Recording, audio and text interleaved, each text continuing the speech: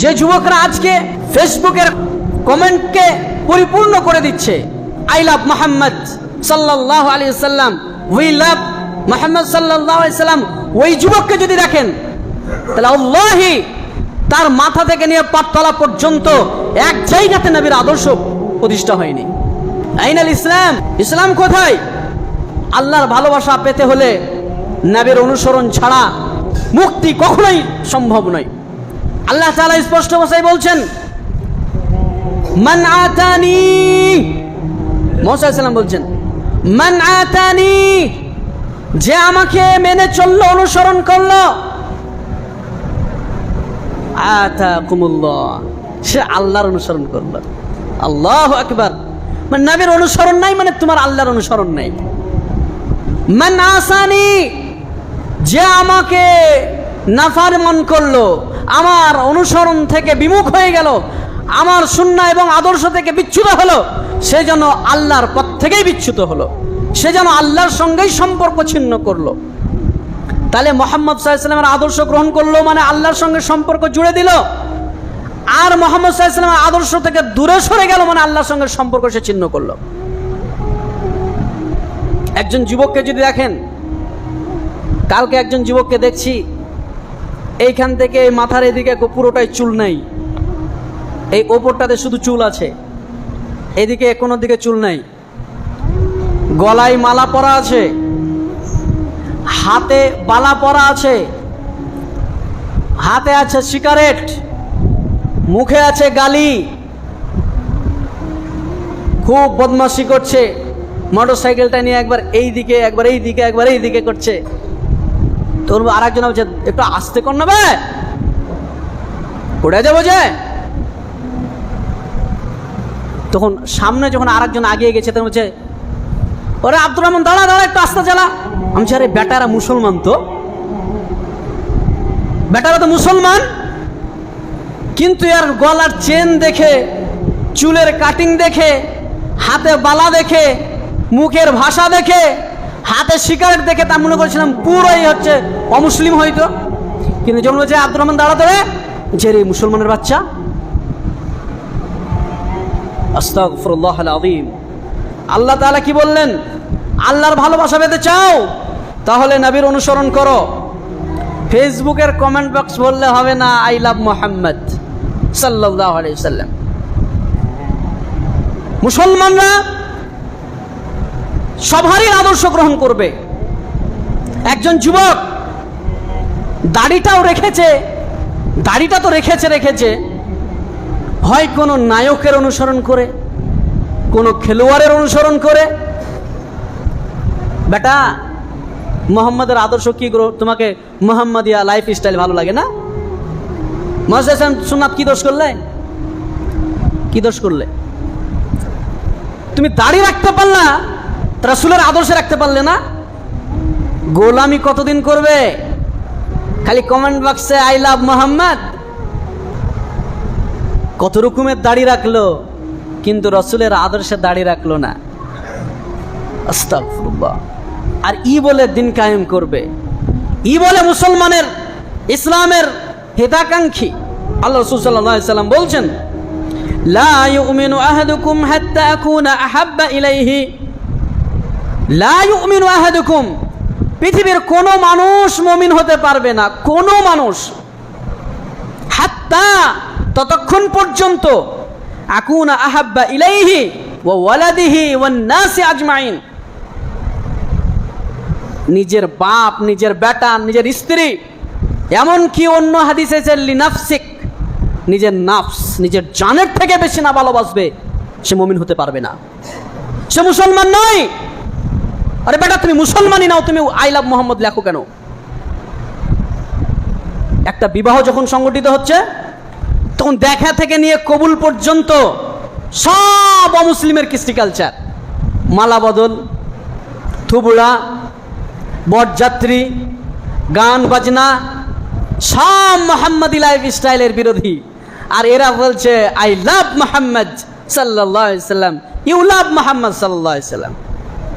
দাড়িটাও এইখান দিয়ে এসেছে, এইটুক ছিলে ফেলেছে, এইটুক ছিলে ফেলেছে, এই লম্বা করে আছে, কত স্টাইল। কিন্তু মোহাম্মদের দাড়ি আর রাখতে পারলো সাল্লাল্লাহু আলাইহি সাল্লামের। আল্লাহ রাসূল কি বলছেন? মুষটাকে ছেড়ে দাও, দাড়িটাকে বড় করো। বলছেন না, ওই খেলোয়াড় যেমন করে কেটেছে অমনি করে কেটে দাও। আল্লাহ রাসূল সাল্লাল্লাহু আলাইহি সাল্লাম কি বললেন? তুমি মুমিন নও যতক্ষণ পর্যন্ত তোমার জান, তোমার মাল, তোমার সন্তান তার থেকেও বেশি আমি মুহাম্মদকে ভালো না বাসবে। ভালোবাসার এর অপর নাম হচ্ছে আনুগত্য করা, অনুসরণ করা। স্ত্রী যদি বলে, প্রিয় স্বামী আমার, আমি তোমাকে খুব ভালোবাসি, কিন্তু আজকে তোমার বন্ধুর সাথে তোমার বন্ধুর বিছানায় আমি ঘুমাবো। স্বামী, তুমি আমার জানের জান, পরাণের পরাণ, শয়নের স্বপনে সদা তুমি রয়েছো, তোমাকে ছাড়া আমি কিছু দেখি না, কিন্তু আজকের রাতে তোমার বন্ধুর বিছানায় ঘুমাবো। মানবেন? মানবেন না? এটা ভালোবাসার লক্ষণ। আমি বলছি আই লাভ মুহাম্মদ সাল্লাল্লাহু আলাইহি সাল্লাম, উই লাভ মুহাম্মদ সাল্লাল্লাহু আলাইহি সাল্লাম, কিন্তু আমার আদর্শ, আমার কথা বলা ওই শয়তানদের মতো, বেজাতির মতো।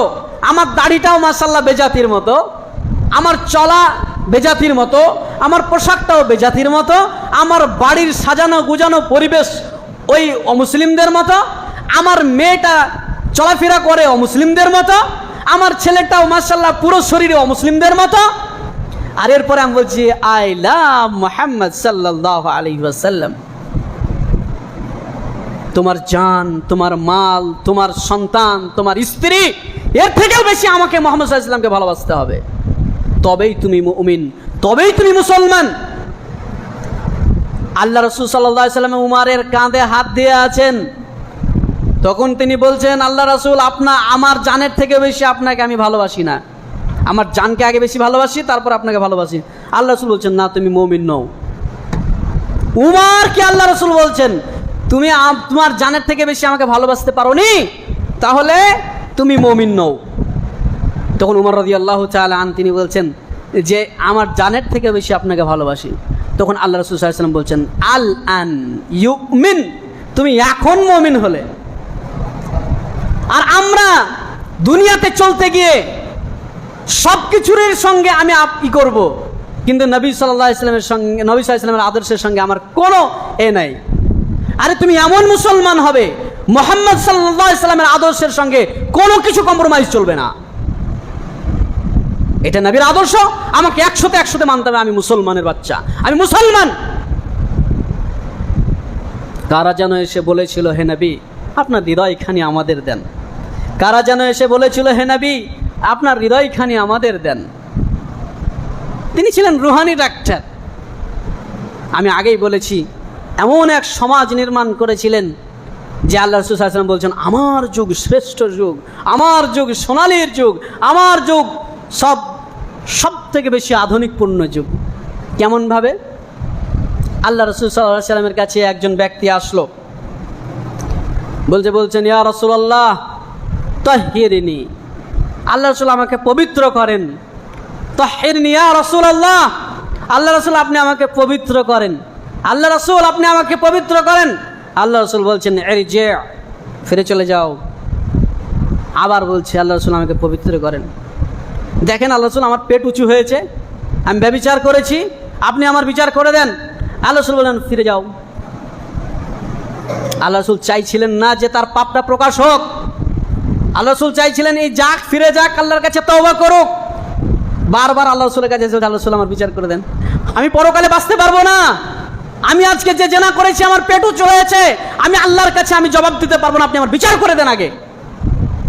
আল্লাহ রাসূল বারবার বলছেন, ফিরে যাও, ইস্তেগফার করো, ফিরে যাও, ইস্তেগফার করো। বারবার যখন আল্লাহ রাসূল বলছেন, আল্লাহ রাসূল বলছেন, আহিয়া মজনুন, সে কি পাগল নাকি?